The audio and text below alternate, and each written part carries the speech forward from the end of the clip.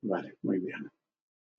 Entonces, shalom, bienvenidos a todos, buenas noches.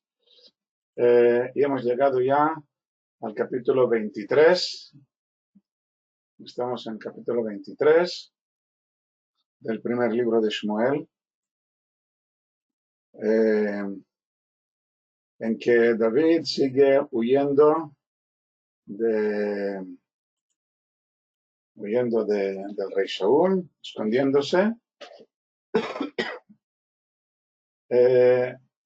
Y empezamos.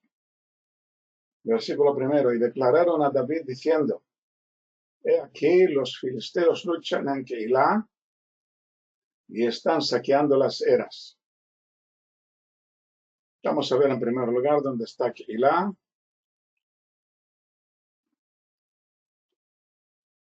Es una ciudad que está muy cerca del lugar en que se esconde David, como ya hemos visto, y es fronteriza con los campos de los filisteos. Vemos aquí el mapa y vemos que aquí en el círculo pintado de azul está la ciudad de Haras, una ciudad árabe, un pueblo árabe, que se supone que es donde estaba el bosque de Jaret. Los nombres se parecen y la ubicación parece adecuada. Y aquí, un poco más abajo, esto en realidad es hacia occidente, hacia el oeste, está un pueblo muy pequeño que se llama el Keilah en árabe, y que corresponde con la ciudad bíblica de Keilah. El ataque de los filisteos no es más que para robarles el grano que aún está en las eras.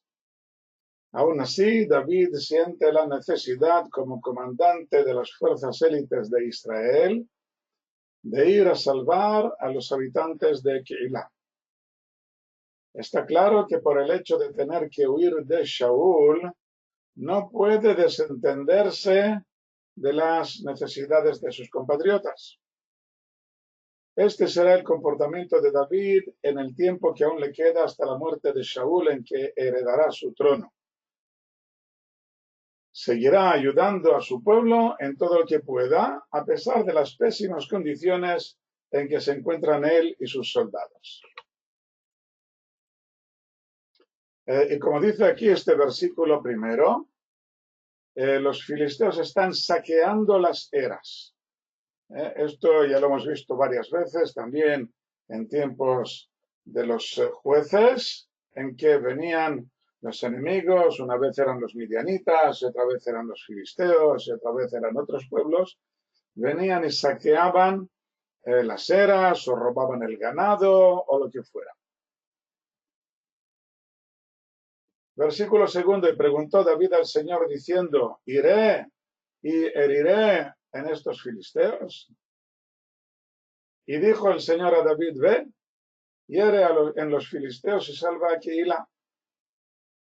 Y le dijeron los hombres de David: he aquí, nosotros aquí en Judá tememos, y más si vamos a Keilah contra las órdenes de los filisteos. Las órdenes de los filisteos significa los ejércitos de los filisteos que vienen ordenados.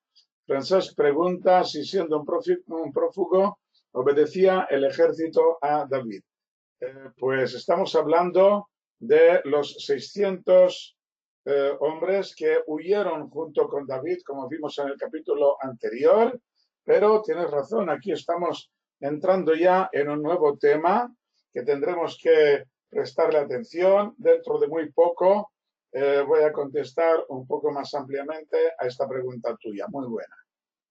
Bueno, entonces el versículo segundo, David podía conectar con Dios como Moshe.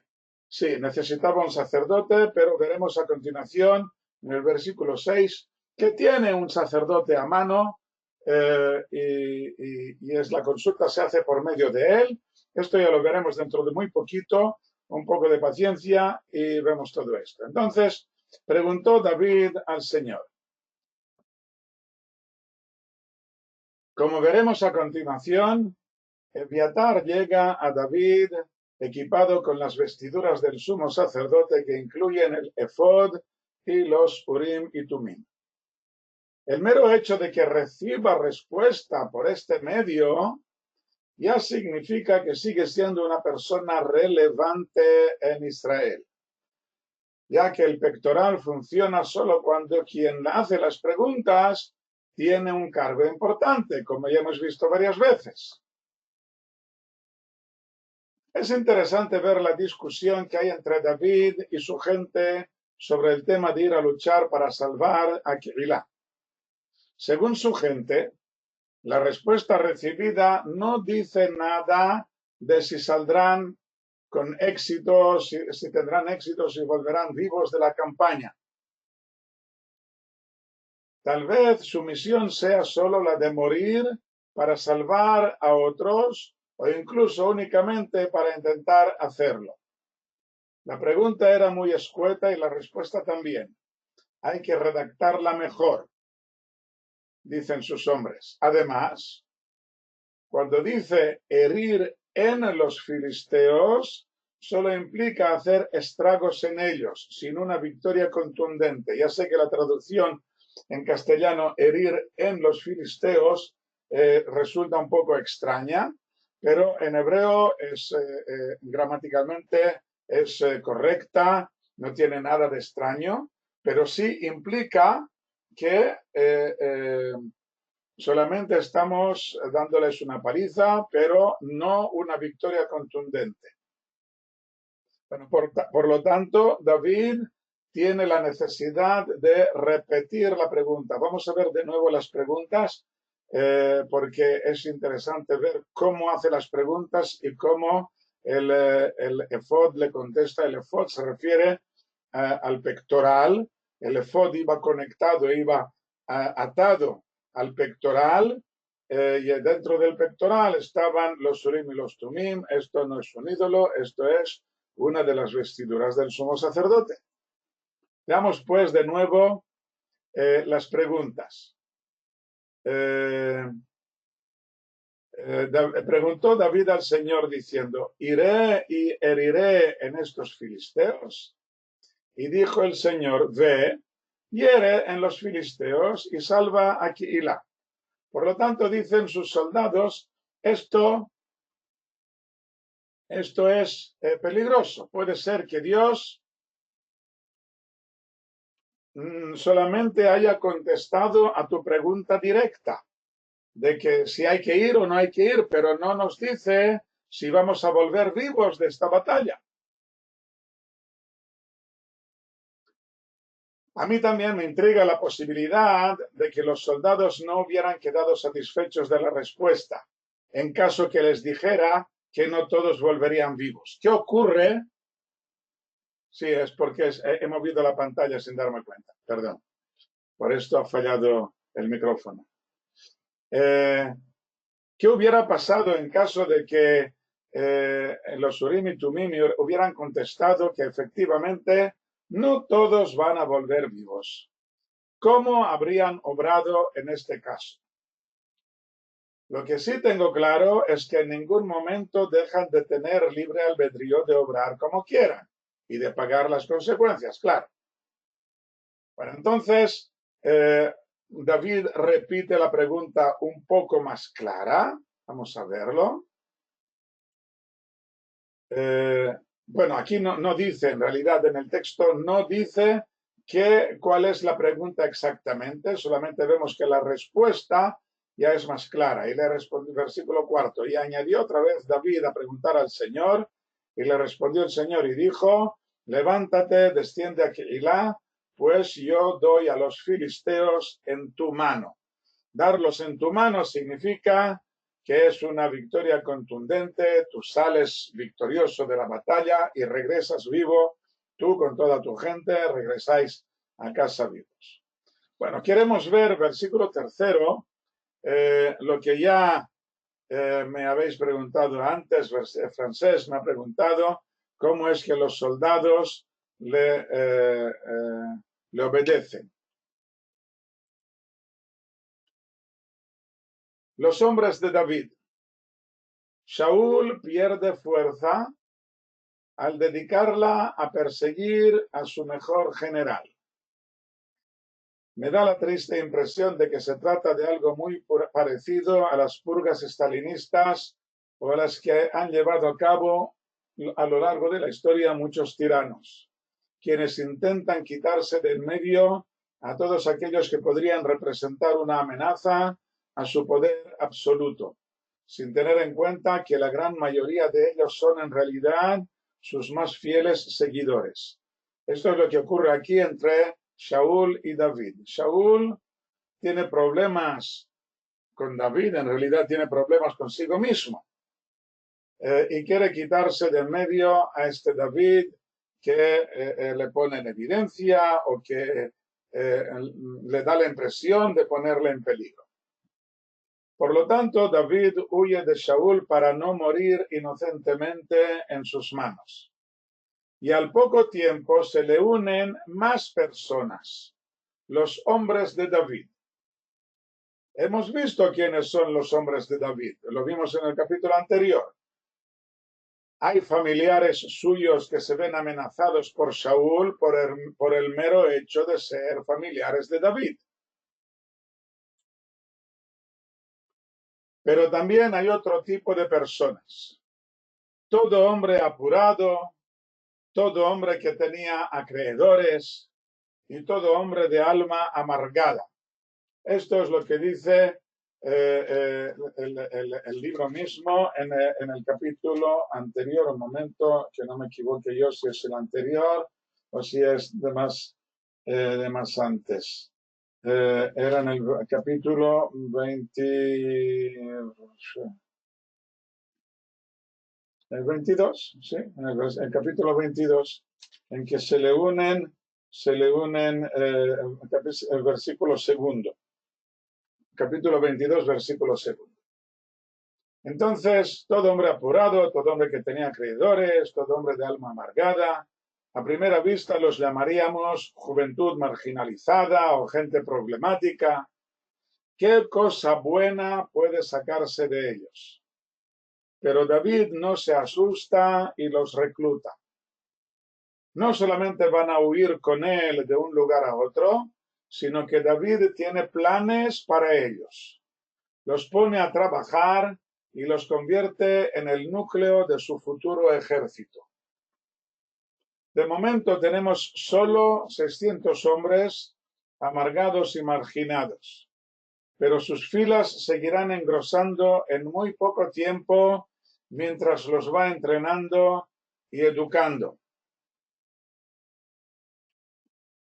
Podemos ver una larga lista en el capítulo 12 del primer libro de Crónicas, con datos sobre los hombres que iban con él unos pocos meses más adelante, cuando ya estaban en la ciudad de Ziklag.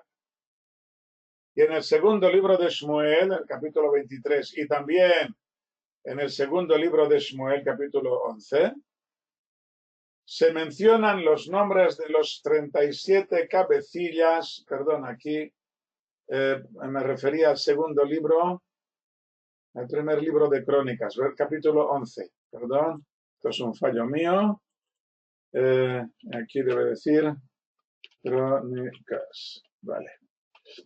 En el segundo libro de Shmuel, capítulo 23, y el primero de Crónicas, capítulo 11, se mencionan los nombres de los 37 cabecillas de su ejército cuando ya llega a Hebrón, después de la muerte de Shaul, comandantes de sus 303.860 hombres. Todo esto ocurre en un plazo muy corto de tiempo, de poco más de medio año. Pero el comienzo es muy duro. Incluso los hombres de su propia tribu no son capaces de entender que Shaul ha dejado de ser un rey justo que busca el bien de sus súbditos y se ha convertido en un poseído de su propio odio hacia David.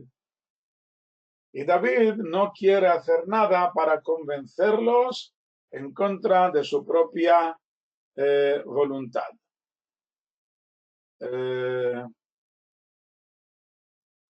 Bueno, en realidad sí que intenta convencerlos. Les ayuda en todo lo que puede, luchando contra los verdaderos enemigos de Israel, como veremos en estos versículos en que decide ir a ayudar a los habitantes de Keilah. Pero si luego ellos no quieren defenderle ante la llegada de Shaul, abogando por él, como abogaron por Jonatán los soldados de Shaul y así le salvaron la vida, David no les guardará ningún rencor ni hará nada para disuadirlos. Desde su punto de vista de ellos, tienen razón. David es el traidor y Shaul es el legítimo rey. Pero en realidad David no está traicionando a nadie. David seguirá siendo fiel a Shaul hasta el último momento, sin permitir que sus hombres se salgan de esta estricta lealtad, a pesar de todas las persecuciones. Shalom, Sara, bienvenida. Sí, exactamente, tienes razón, Francesc, cuando dices que si todo el mundo se pone a juzgar la autoridad constituida, esto es la anarquía, y esto lo vamos a ver muy claramente dentro muy poco, en el capítulo siguiente, en el capítulo 25. Vamos a ver esta crítica en boca de los mismos judíos, de la tribu de Judá, judíos que se lo reprochan de este modo. Entonces, versículo 4, añadió otra vez David a preguntar al Señor y le respondió el Señor y dijo, levántate, desciende a Keilah, pues yo doy a los filisteos en tu mano. Y fue David y sus hombres a Keilah. Y luchó contra los filisteos y condujo sus ganados y los hirió con gran mortandad. Y salvó David a los habitantes de Keilah.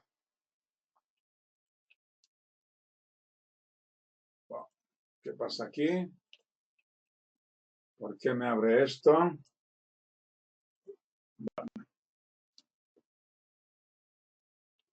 Condujo a sus ganados. ¿A qué ganados se refiere? Seguramente a los de los filisteos, claro. Aunque no nos dice de dónde los han sacado los filisteos. Solo nos han dado unas pocas insinuaciones al decirnos que la costumbre de los filisteos era la de saquear las ciudades de los judíos. No es seguro que los tuvieran también señalados como los ganados de hoy en día, con anillos en las orejas y marcas que no pueden borrarse, y es de suponer que pudiera falsificar su identificación. Quiero decir que gran parte del ganado que estaba en manos de los filisteos procedía de Israel, y más concretamente que habían robado a la tribu de Judá, que era la que estaba más cerca. Y la siguiente pregunta, ¿a dónde los condujo? No lo dice aquí. Lo lógico sería decir que se apropiaron de ellos, que los necesitaban para alimentar a los 600 hombres que estaban bajo su mando. La halajá habla de estos casos en que los salteadores, ladrones organizados que asaltan un lugar y se llevan los objetos o los animales, sin que los dueños legítimos puedan hacer nada para impedirlo o para recuperar lo robado. La ley judía dice que esta pérdida de esperanza, se desesperan, los dueños se desesperan, pierden la esperanza. Esta pérdida de esperanza se traduce en pérdida de propiedad del objeto. O sea que este objeto ya no es tuyo. Cuando pierdes la esperanza de recuperarlo, entonces pierdes tu autoridad, tu propiedad sobre él, ya no es tuyo. Si viene alguien y consigue robárselo al ladrón, le pertenece por ley.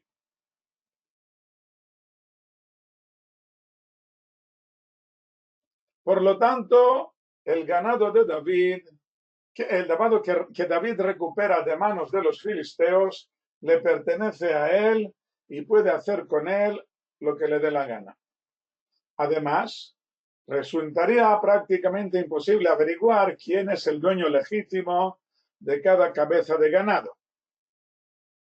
David tiene un modo muy especial de comportamiento con estas propiedades. De nuevo, tendremos que esperar algo más adelante, unos 4 capítulos, para entenderlo.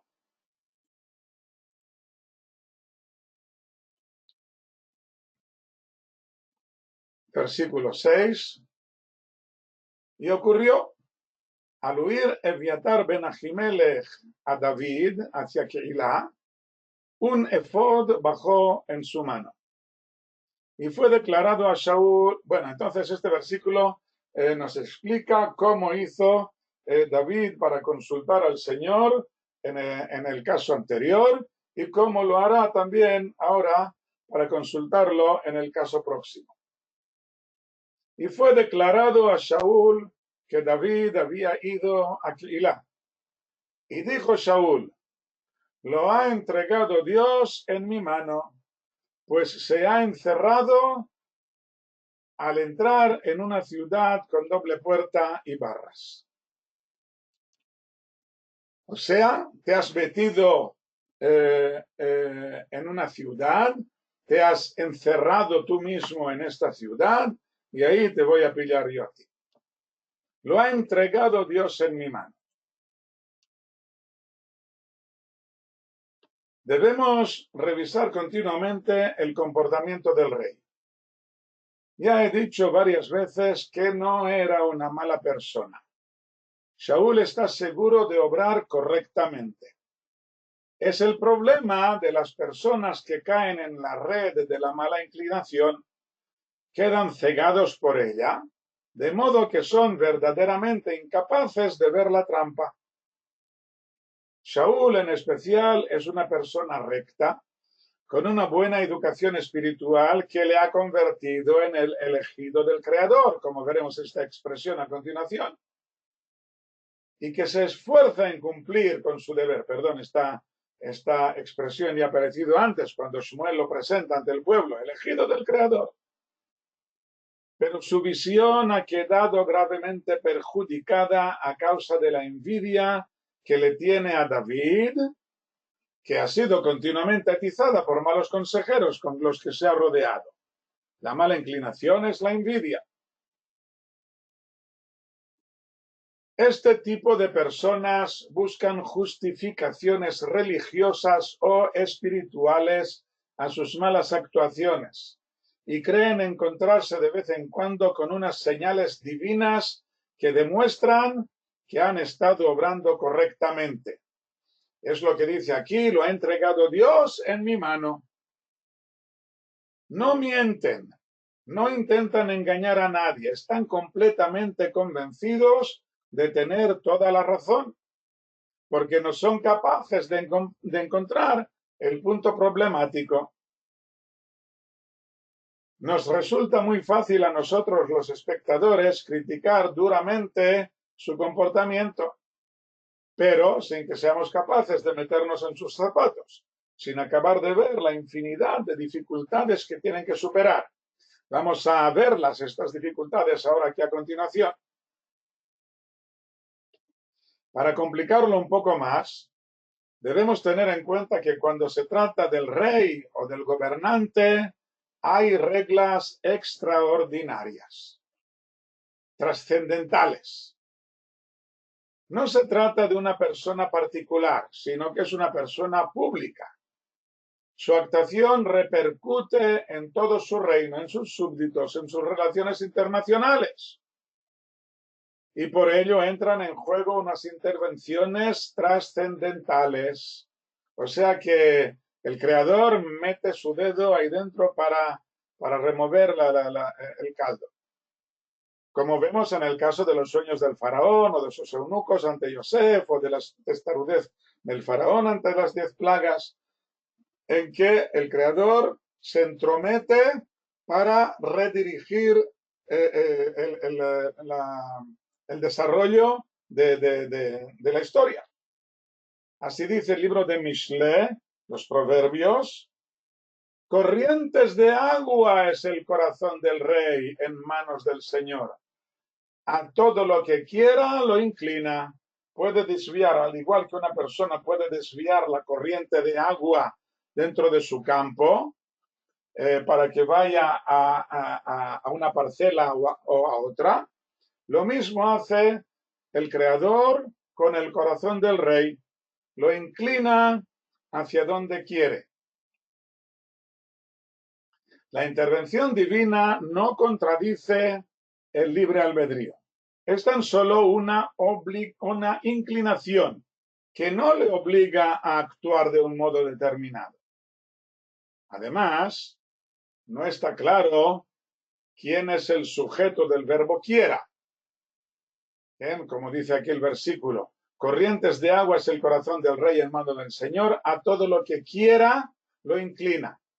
¿Quién es el que quiere? Si significa que el Señor lo inclina hacia lo que el Señor quiera, y este es el significado más lógico, pero también podemos entenderlo de un poco diferente, que el sujeto es el rey. El rey se inclina instintivamente hacia donde se encuentra su voluntad.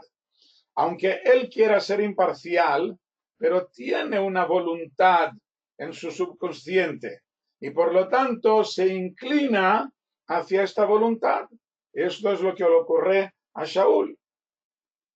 Bueno, pero de todos modos, según la primera explicación, que es Dios el que inclina al rey, según esta primera explicación, el Creador ya tiene un programa predeterminado para la nación y empujará al corazón del rey hacia el cumplimiento de este plan, pero en todo caso sin obligarlo. O sea, no es que el rey no tenga más remedio que hacer tal cosa o tal otra, pero sí que recibe empujones hacia esta dirección. Cuando nosotros le pedimos al Creador que nos inspire, esto ya es consciente. Estoy hablando aquí de una relación inconsciente entre el Creador y el rey, o sea, inconsciente por parte del rey. El rey le mete dentro de su propio corazón una voluntad determinada que le empuja hacia esta dirección, que te lo mereces porque es lo que te has estado buscando. Pero, o sea, hay que entenderlo en el sentido de que no a causa de tu mala inclinación, no por esto vas a desbaratar todos mis planes. Yo tengo mis planes y voy a cumplirlos a pesar de que tú intentes desviarlos hacia otra dirección. El plan del Creador en este momento es que David llegue al trono con el reconocimiento general del pueblo. Para ello tiene que pasar por una larga serie de peripecias, de aventuras que lo harán popular. En cuanto a Shaul, tiene que decidir dónde está su corazón, hacia dónde se inclina su voluntad, y esto vamos a verlo aquí hoy, si Dios quiere, a continuación, hacia dónde se inclina su voluntad. Si consigue superar la prueba, recibirá otras ayudas del Creador para salvarlo de la perdición. Pregunta Francesc: para ser consecuentes, ¿deberíamos aceptar que el mismo plan llevaría más tarde a la funesta secesión del reino del norte? Pues sí. No es el plan divino, pero el plan divino es la unidad del pueblo. Estamos hablando ahora aquí de un plan muy, ¿cómo se dice esto? Muy concentrado, de un momento determinado. Hay un plan general, por supuesto, pero como parte de este plan general tenemos en este momento que el plan divino es que David suba al trono de este modo. En cuanto a la secesión del reino del norte, esto lo veremos, tendremos mucho que hablar sobre esto Pero tienes razón que las raíces ya aparecen aquí y aparecen también a la continuación en la misma, en el mismo comportamiento de David cuando ya se convierte en rey, o incluso un poco antes, tal vez. Sí. Por supuesto, ya una vez pregunté a mi rabino a qué edad tenemos que empezar la educación de nuestros hijos. La respuesta de mi rabino fue que la educación de los hijos empieza 20 años antes de que nazcan.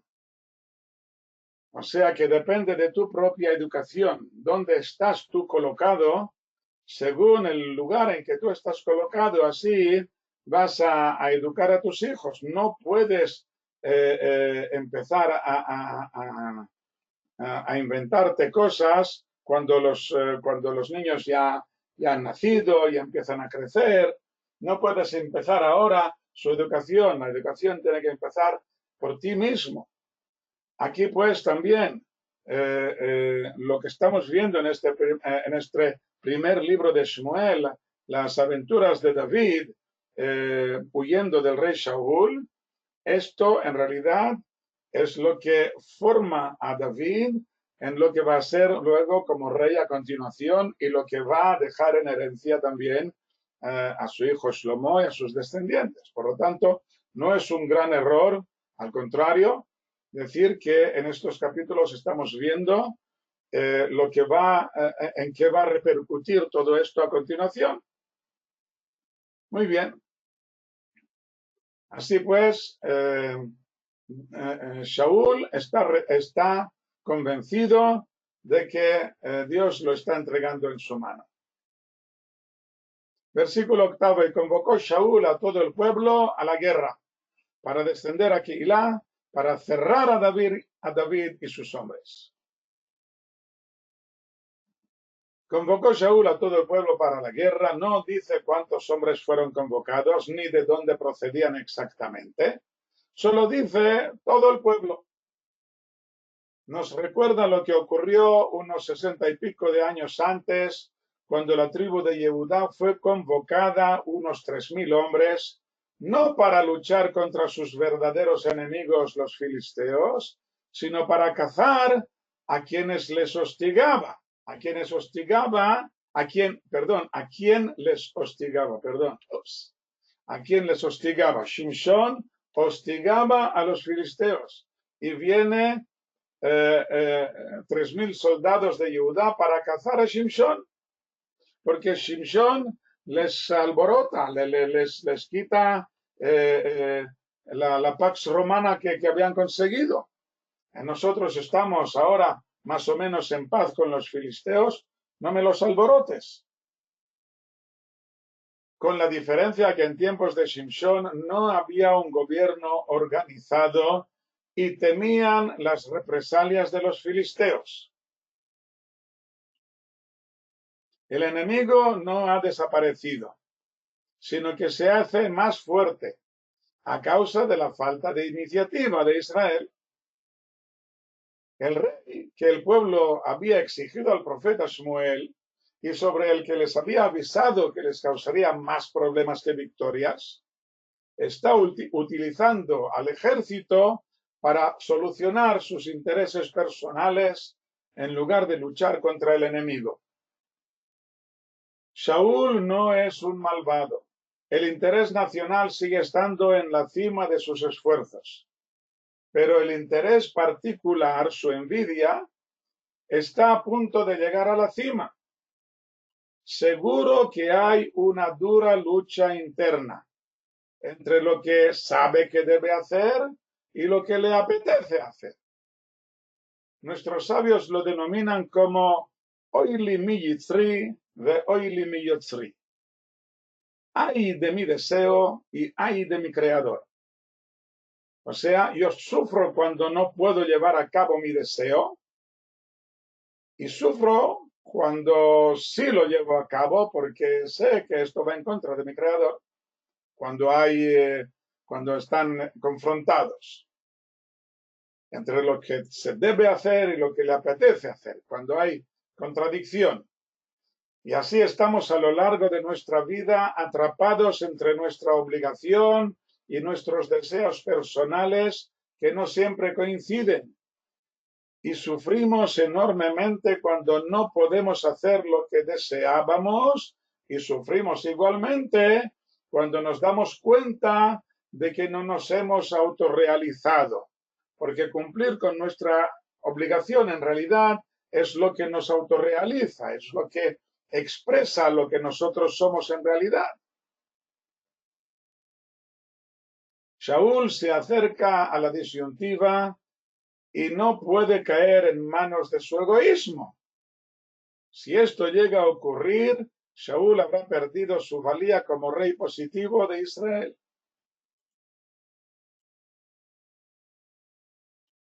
Versículo 9. Y supo David que contra él Shaul silenciaba el mal. Y dijo al sacerdote Ebiatar, trae el efod. Supo David. ¿Cómo lo sabe? No, pues se trata de una convocatoria general de todo el ejército. Tal vez se trate de una nueva batalla contra los filisteos. Pero corren los rumores precisamente por el hecho de que Shaul intenta silenciarlo. Silenciaba el mal. Y David tiene oídos por todas partes. Todo el mundo sabe que Shaul va a por él. Tal vez haya un enfrentamiento entre los dos y así nos libraremos de las graves dudas. Por una parte tenemos al rey que nos ha decepcionado y por otra parte tenemos al general al que todos aprecian, pero a quien se acusa injustamente de alta traición, como nos ha dicho Francesca hace poco. Es una tensión muy mala para la salud nacional, porque puede llegar a convertirse en una guerra civil, como ha ocurrido muchísimas veces a lo largo de la historia internacional. David es aguerrido y astuto, como reconocerá el mismo Shaul dentro de 13 versículos, como ya ha demostrado ya muchas veces ante el verdadero enemigo filisteo. Seguramente la gente apostaba por la victoria de David, pero hasta que esto no ocurra, la gente no se atreve a decirlo en voz alta. Acallar el mal significa preparar una trampa contra David, pero hacerlo a calladitas. Versículo 10. Y dijo David, Señor Dios de Israel, oír ha oído que busca Shaul venir a Keilah para destruir la ciudad por causa mía. Perdón, no ha oído, sino he oído. Es en primera persona, me equivoco. Oír he oído que busca Shaul venir a Keilah para destruir la ciudad por causa mía. ¿Me entregarán los hombres de Keilah en su mano? ¿Descenderá Shaul tal como tu siervo ha oído? Señor Dios de Israel, declara, te ruego, a tu siervo. Y el Señor dijo, descenderá. Descenderá, esto es la respuesta a la segunda pregunta. ¿Vendrá Shaul? ¿Me va a atacar Shaul o no? Pues sí, vendrá. ¿Cuál es la respuesta a la primera pregunta? Pues no se lo dice. Versículo 12. Y dijo David, me entregarán los hombres de Keilah a mí y a mis hombres en manos de Shaul. Y el Señor dijo, entregarán. David ha cometido un error táctico al hacer dos preguntas a la vez. Técnico, perdón, no táctico. Un error técnico al hacer dos preguntas a la vez. La respuesta que recibe es a la primera pregunta que debería haber hecho. Según la lógica, ¿cuál debería ser la primera pregunta? Si Shaul descenderá a Keilah. Pero él ha hecho la pregunta esta en segundo lugar. se ha enterado de que Shaul ha reclutado a todo el ejército y está completamente seguro de que lo ha hecho para ir a cazarlo a él. Lo que le intriga es si la gente de Keilah le están suficientemente agradecidos como para luchar por él. Y esta ha sido su primera pregunta. Pero de pronto no está seguro de su propia hipótesis y siente la necesidad en su excitación de preguntar también esto, si le va a atacar o no. Los habitantes de Keilah le estarán muy agradecidos, pero no tienen claro que David no sea un traidor, ya que si el rey le persigue, no pueden considerarlo de otro modo. Al fin y al cabo no podrán saberlo de momento, ya que Saúl no llevará ahora a cabo su campaña contra David y ellos no estarán en esta disyuntiva. Vamos a ver la pregunta de Miquel. Tanto Saúl como David se autoadjudicaban la representación de Dios. Es el gran motivo de muertes y destrucción a lo largo de la historia. La verdadera pregunta es si alguno de los dos tiene la verdadera conexión con el Creador, y esto, si nosotros aceptamos las profecías, pues sí, por supuesto. David era sí, también el representante de Dios, el que cumplía con su mandamiento, mientras que Saúl, ya hemos visto varias veces, que no lo cumple. Bueno, entonces Dios le dice que los habitantes de Keilah, a pesar de todo su agradecimiento a David por haberle salvado, pero ante la disyuntiva de serle fieles al rey legítimo o a este fugitivo que les ha ayudado, pues prefieren ser fieles al rey. Y como vemos aquí a continuación, David no hace absolutamente nada para intentar disuadirlos. Versículo 13.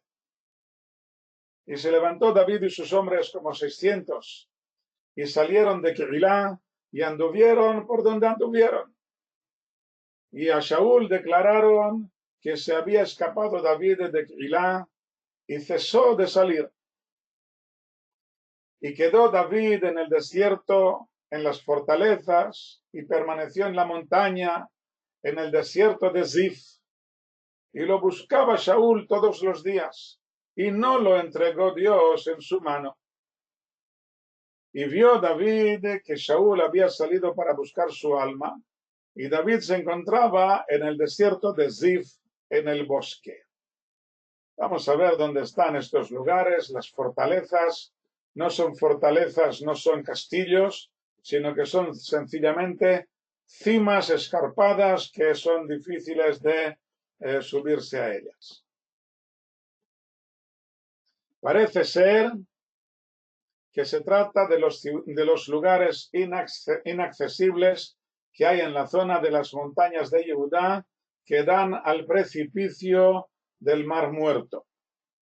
Hay una gran falla, la sirio-africana, que pasa justo por la zona del Mar Muerto y que produce un gran desnivel en el que se encuentran las famosas cuevas del Qumran. No es este el lugar de las fortalezas, no es en Qumran, es mucho más al sur, puesto que dice que se escondió a la derecha del Yeshimón. La derecha es el sur, puesto que en todo el Tanaj las direcciones se forman al mirar hacia el levante. De modo que la derecha es el sur, la izquierda será siempre el norte, hacia adelante es al oriente y hacia atrás es el occidente. El Yeshimón es un lugar completamente desolado. El desierto normal tiene un poco de vegetación y se considera un lugar de pasto para el ganado, mientras que en el Yeshimón no hay nada. Esta descripción parece parece cuadrar perfectamente con el paisaje del sur del Mar Muerto, frente a Masada, que a veces se llama de aspecto lunático, o sea que no hay nada absolutamente ni ningún vegetal. Este mar, el Mar Muerto, está dividido en dos por lo que se denomina la lashon, la lengua. ¿Qué es esto de aquí? A ver si podéis ver el puntero mío aquí. Esto de aquí, esto es la lengua, la lashon, que sale del lado oriental del mar, un poco por debajo de su mitad. La zona norte del mar es mucho más profunda y menos salada. La parte del sur casi ha desaparecido actualmente por culpa de las fábricas de potasio y de otras sales. Es muy poco profunda y terriblemente salada. Antiguamente había una buena conexión entre la parte norte y la sur, a la izquierda de la Lashon. Hoy en día solo quedan unos canales y toda la zona sur está dividida en parcelas que permiten extraer las sales. Justo frente a la Lashon está Masada, y el escondite de David estaría algo más al sur. Aquí en esta foto que tenéis delante podéis ver un letrero junto a la parte más a la derecha, que dice Masada Nacional Park, el Parque Nacional de Masada. Masada es este último monte que aparece aquí recortado al final de la foto. Aunque en realidad el nombre de Masada en hebreo, Metzada, es exactamente lo que aparece en nuestro texto y que hemos traducido por fortaleza o lugar inasequible. Hay varios lugares muy parecidos a Masada en la zona suroeste del Mar Muerto. Como ya digo, aquí podéis ver a Masada justo a la derecha de la foto, y los canales que unen la parte norte con la parte sur del Mar Muerto. Veis aquí estos dos canales, justo por debajo de los precipicios que forman otras muchas fortalezas. Aquí podéis ver que hay otras muchas fortalezas. Y en la segunda foto vemos En Bokek, donde operaban 14 hoteles, ofreciendo varios tipos de spas y tratamientos de salud del Mar Muerto. Todo esto ahora en la corona ha desaparecido, y además había problemas también, otros problemas geológicos en esta zona, por lo que parte de los hoteles ya no funcionan. No sé qué ocurre hoy en día, aunque se solucione el problema de la corona, pues no sé si los hoteles estos siguen funcionando o no. Es un lugar perfecto para esconderse, aunque el aprovisionamiento será bastante difícil. Es cuando David escribe el Salmo 63. Salmo de David cuando estaba en el desierto de Judá. Dios, tú eres mi Dios. Aquí en realidad el texto hebreo usa dos nombres diferentes. En primer lugar dice Elohim y luego dice Elí. Dios, tú eres mi Dios, te buscaré al amanecer. Está sedienta mi alma de ti, te anhela mi carne en tierra seca y cansado sin agua. Así en el santuario te contemplaba para ver tu poder y tu gloria. Porque mejor es tu misericordia que la vida. Mis labios te alabarán, mis labios que ahora están resecos y que no puedo hablar, mis labios te alabarán. Así te bendeciré en mi vida, en tu nombre alzaré mis manos. Como sebo y grosura está saciada mi alma y labios gozosos te alaba mi boca. Si me acuerdo de ti sobre mi lecho, en las vigilias en ti medito. Porque tú has sido mi socorro y a la sombra de tus alas canto gozoso. se aferra mi alma tras de ti, me sostiene tu diestra. Y ellos, para destrucción buscan mi alma. Vendrán a las profundidades de la tierra. Los espantarán por medio de la espada. Presa de los zorros serán. Y el rey se alegrará en Dios, se gloriará todo el que por él jura, porque será cerrada la boca de todos los que dicen mentiras. Bueno, nos expresa en este modo tan especial que tiene David de unir el tema que le está preocupando en este mismo momento con la idea del templo, del santuario. Continuamente hace esto, sus problemas particulares con los problemas nacionales del país. Bueno, pero David no está tan solo en estas fortalezas, sino que también permaneció en la montaña. Y aquí se refiere a las extensas laderas sudorientales de las montañas de Judá que forman el desierto al este de Zif, vagando de un lugar a otro. Más aún, parece que había un bosque cerca de la ciudad de Zif, que esta es la traducción de Jorsha, bosque, aunque no tengo ni idea de qué tipo de árboles habría en él. Está claro que es un bosque fronterizo con el desierto, y el tipo de árboles que debería haber en este bosque no va a ser de pino, sino que va a ser algo completamente diferente. Actualmente no hay bosques por esta zona. Tengamos en cuenta que la zona de la ciudad de Zif está en lo alto de la montaña y que las nubes que llegan del mar desde el occidente vierten la lluvia sobre el barlovento, y al superar las cimas dejan de verter las lluvias, de modo que la zona oriental, el sotavento, queda seca y se convierte en desierto. Así pues, debemos suponer que el bosque estaba en lo alto de la montaña o algo en dirección al Mediterráneo, pero aún así muy cerca del desierto.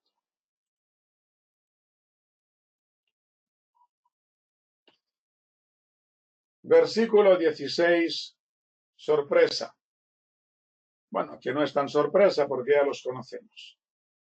Y Jonatán, hijo de Saúl, se levantó y fue donde estaba David en la Jorsha, y le fortaleció en Dios, y le dijo: no temas, porque la mano de Saúl, mi padre, no te encontrará, y tú reinarás sobre Israel, y yo te seré el virrey.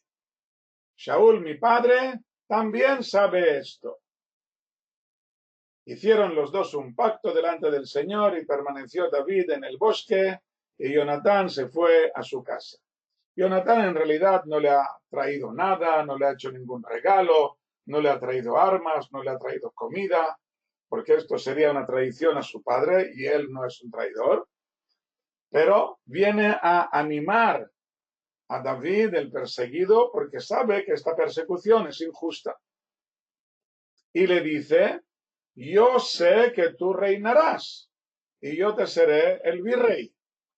Y Saúl, mi padre, también sabe esto. Este es el pacto que habían hecho Jonatán y David, como ya habíamos mencionado anteriormente por la iniciativa del hijo de Saúl, de Jonatán. De nuevo, Jonatán siente la necesidad de reafirmar su pacto con David a pesar de que estuviera en uno de sus momentos más difíciles. Jonatán se siente en mayor peligro a causa de la actitud de su padre.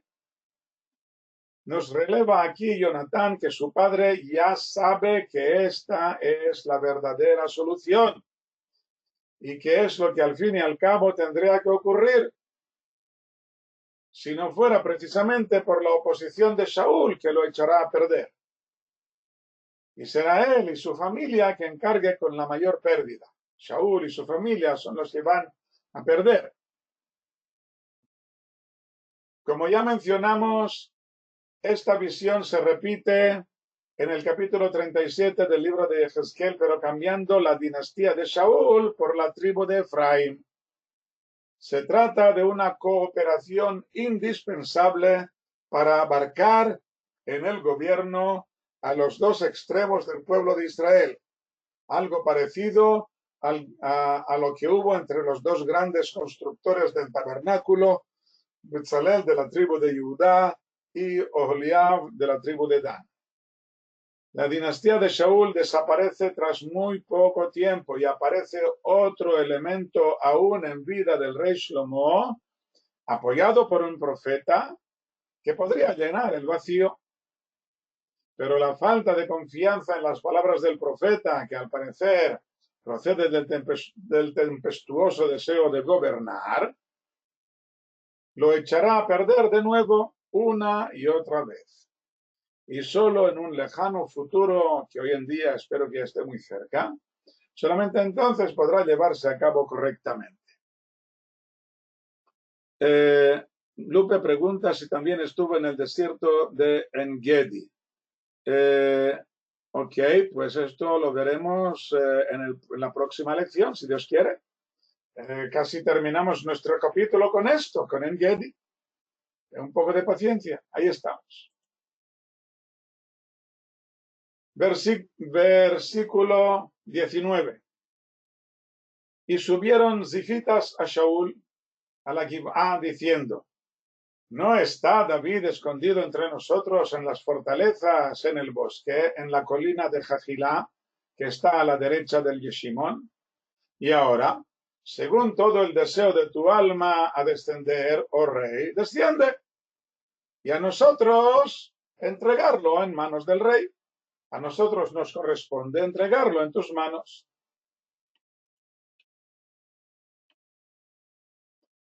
Subieron los zifitas, o sea, los habitantes de Zif. Esta ciudad aparece en la lista de las ciudades de la tribu de Judá, en el libro de Yoshua, capítulo 15, en la zona cercana al desierto, aunque aparece otra ciudad con el mismo nombre un poco antes, cerca de la frontera de Edom, más al sur. Casi seguro que estamos hablando de la primera mencionada, que está justo al límite del desierto de Judá, cerca de Maón, Carmel y Utah, que veremos aquí a continuación mencionadas juntas. Hay un poblado árabe con este mismo nombre cerca de los poblados de Yatta y de Carmel. Veamos aquí el mapa un segundo. Aquí he centrado el mapa. Podéis ver aquí abajo de la foto tenemos el Mar Muerto. Y estamos mirando del este en dirección al oeste. Y esto es el gran desierto de Judá. Y aquí arriba hay tres ciudades señaladas con un círculo azul, de izquierda a derecha: Carmel, Yatta y Zif. Carmel, la vamos a ver esta ciudad dentro de 2 capítulos. Yatta, en hebreo se dice Utah, y no aparece, no es protagonista de ningún capítulo por aquí. Y ahora estamos en la ciudad de Zif. Está claro que estamos hablando de este mismo lugar, exactamente de este mismo lugar, que es fronterizo, está a lo alto de las montañas de la zona de Hebrón. Podemos ver aquí la ciudad de Hebrón. A lo alto, a la derecha del mapa, está la ciudad de Hebrón, que está a una altura de más de 800 metros, casi 900 metros. Bueno, entonces, seguramente en estas ciudades habitaban pastores, ya que estaba prohibido apacentar el ganado en zonas habitadas, y los llevaban a los desiertos, que en hebreo significan precisamente lugares de pasto. Puede verse el amplio terreno desértico desde Zif y Carmel en dirección al Mar Muerto, que comienza en un descenso moderado desde las montañas de Hebrón, que están a 850 metros, y desciende hasta la altura de 130 metros sobre el nivel del Mediterráneo. Y luego de pronto llega a la falla, los precipicios de la falla, en que pasa de 130 metros por encima del mar Mediterráneo a menos 410 por debajo del Mediterráneo. También vimos que habla de un bosque en la zona más alta donde podrían haber sido vistos. De todos modos, los zifitas se han dado cuenta de que David y su gente merodean por esta zona y se apresuran a comunicarlo a Shaul. David les dedica un salmo, 54, al vencedor con músicas, educativo de David, cuando los zifitas vinieron y dijeron a Shaul: ¿no está David escondido entre nosotros? Oh Dios, sálvame por tu nombre, con tu poder júzgame. Oh Dios, escucha mi oración y oye las palabras de mi boca, porque extraños se han levantado contra mí y aterradores buscan mi alma. No han puesto a Dios delante de sí por siempre. He aquí, Dios me ayuda. El Señor está con quienes sostienen mi alma. Devolverá el mal a quienes me miran con mala cara. En tu verdad, destrúyelos.